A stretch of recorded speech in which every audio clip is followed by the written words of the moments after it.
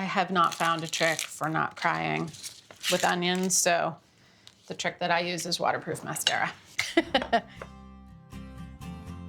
In this chapter, I am going to show you one of my dad's favorite dishes, which is eggs in purgatory, where the eggs are actually going to be cooked in a stewy tomato sauce. The tomato sauce is foundational to the flavors of eating Italian food and to Italian cuisine.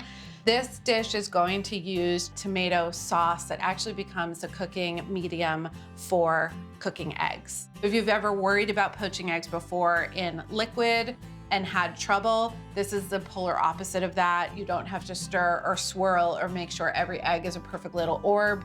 They're just gonna get nested into that spicy sauce, which they will absorb the flavor of. It is a really easy and fast meal that you could have for breakfast, lunch, or for dinner.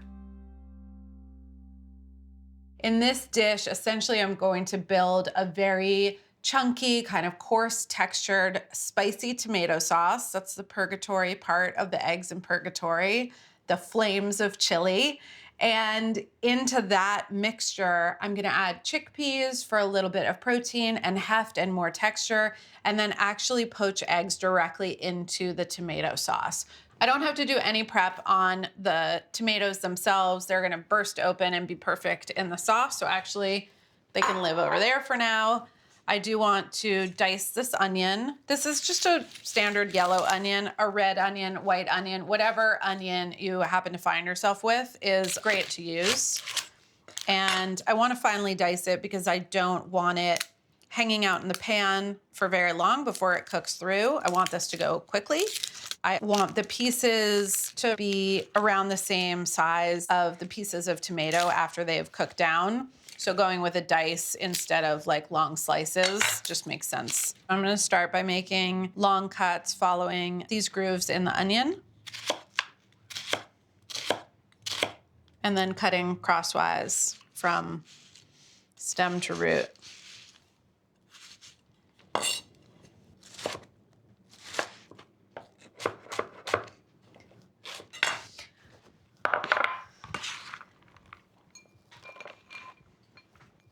I have 5 cloves of garlic here. I'm gonna use 4 of them for the sauce, and I'm reserving 1 for my bread later.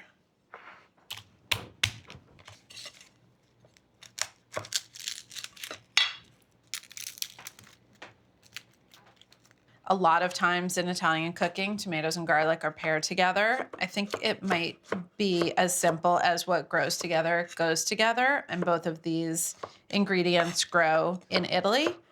But I would say also the garlic has heat to it, it's got sweetness to it, it's got a little bit of pungency, and those flavors balance really nicely the brightness, the sweetness, and the acidity that you find in tomatoes. I'm gonna add my sliced garlic to the onion because those are gonna go into the pan at the same time. And I cut the garlic into small pieces so it will cook at about the same rate as the onions do. Now that this is prepped, I have my eggs ready, tomatoes are good to go. We can get started in the pan.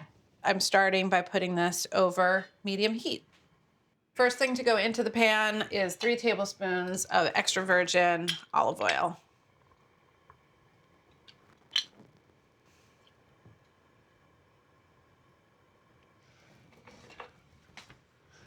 Okay, onion and garlic, gonna go into the pan.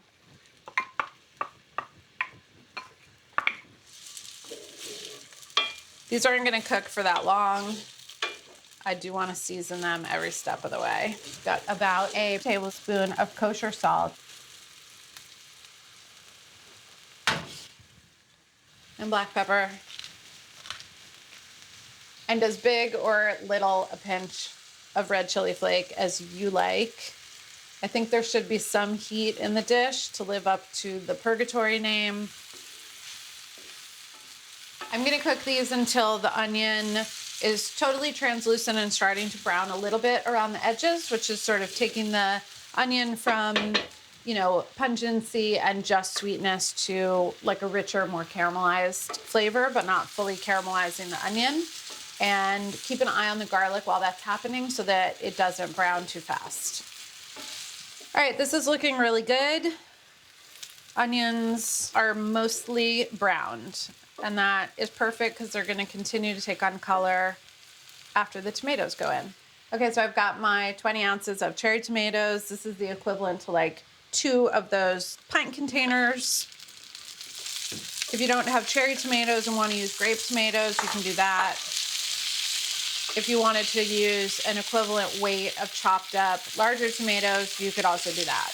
You're gonna see the tomato immediately get really shiny and start to plump up. The next thing that's going to happen is the skins are gonna start to split a little bit.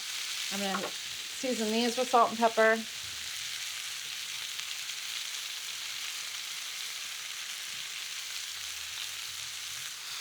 If at any time you feel like things are going too fast or your onion and garlic look like they're in danger of burning, turn down the heat. Just slow things down, give yourself control over the process.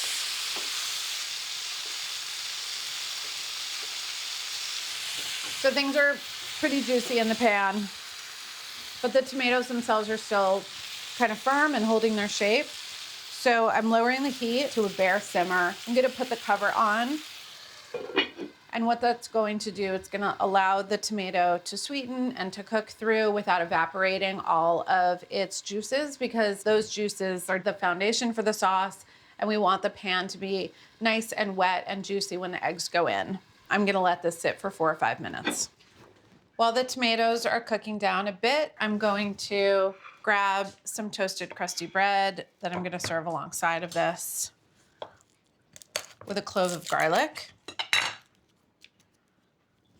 And just making like a quick garlic toast out of these.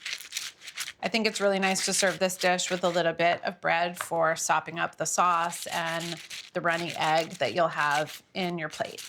And then for each of these, just a little drizzle of olive oil to finish dressing them. You don't want to have little things left to do when the eggs come out of the pan, because I like to serve them runny, and the longer they sit in the pan, the less chance they will have of staying that way. Okay, let's take a look. Yum! So saucy, so much steam built up in there, and it stayed in there. So I have all of the juices kind of trapped. The thing I love about this sauce is you're kind of getting the best of both worlds. You're getting a beautiful tomato sauce that's like juicy and there's liquid there, but also because of the shape of the cherry tomato, there's this really nice texture and pockets of tomato that when you bite into them, you're gonna get that like bouncy, delicious, juicy, kind of poppy texture of the cherry tomato.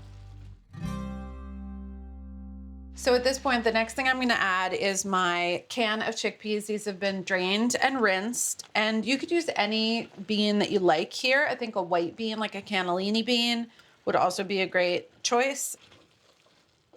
I've also got a cup of water that I'm gonna add just to kind of stretch the sauce a little bit and make sure that there's an ample amount of liquid for cooking the eggs in. I definitely want the liquid to be back at a simmer before I add the eggs. That will make sure that they're going into something hot so they start cooking right away. All right, I'm at a simmer. At this point, I wanna make sure that salt and pepper is there and that the flavor from the chili flake is coming through. And if I think it needs to be spicier, this is the chance to do it. Once the eggs are in the pan, it's not gonna be that easy to season the sauce because it's gonna have eggs everywhere. So I wanna do it now.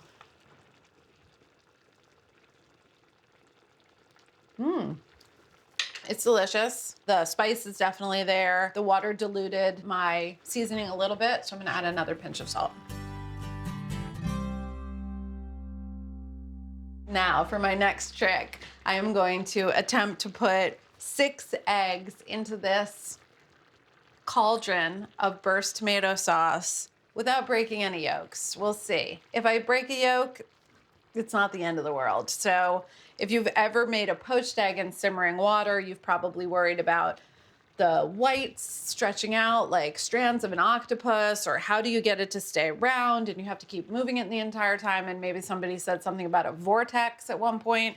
This is nothing like this. This is a hot, spicy tomato bath. The eggs are just gonna go in and they're gonna stay there and they're gonna cook through.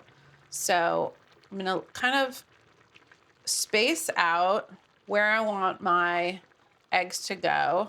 So my goal is to get 1, 2, 3, 4, 5 eggs around the edge, and I'm gonna drop the last one right in the center.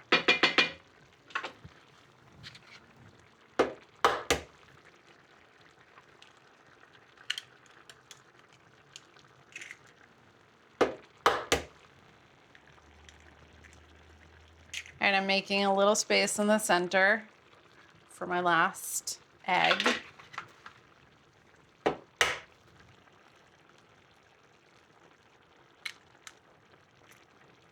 It helps if your eggs are cold to not break the yolk, so just a little bit of advice. And now these eggs need to be seasoned as well, so I'm not worrying about the sauce that much at this point, but just the tops of each egg. Getting a little bit of salt. And I'm gonna cover the pan and cook these for about 4 minutes for runny eggs. If you want your eggs to be not runny, go a couple of minutes longer and keep it at a very low simmer. The best way to check if the eggs are done is to look at them and give them a little poke.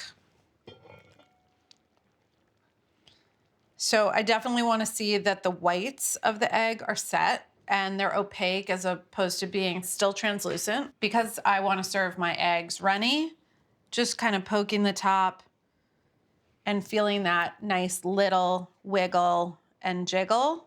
So those are going to be lovely poached runny eggs that once you cut into them and they hit the burst tomato sauce, the yolk will cook even a little bit more.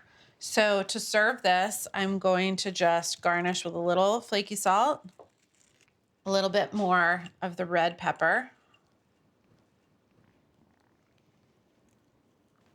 and just a tad more black pepper as well. In my house, we would bring this to the table in the pot that it was cooked in with our oil rubbed bread on the side, scoop an egg, some sauce, and a little bit of toasted bread for every person at the table. And that's eggs in purgatory. As I scoop up, I don't want to cut into the egg, so I'm just positioning the spoon underneath it. I'm getting the egg without breaking it, and then you can always go back in and get some more of this really yummy sauce and the chickpeas. To me, this is a complete, perfect meal. And I love a meal that you can't decide whether you should eat it with a fork or a spoon, because you can choose either one. So I'm gonna just break my bread and set it in there. It'll start absorbing the sauces while I'm trying the egg. And then cutting in, get that beautiful yolk. That yolk will become part of the sauce. It will flavor the sauce, and it will cook a little bit more when it hits the sauce. The tomato went from being just sweet and juicy to really saucy and rich. And then the creamy runny egg adds like fat and lusciousness. And I love getting that little bite of chickpea. And the whole thing is just kind of held up by a delicious amount of spice as well. It's so good. I really love this dish. Eggs in purgatory. Enjoy.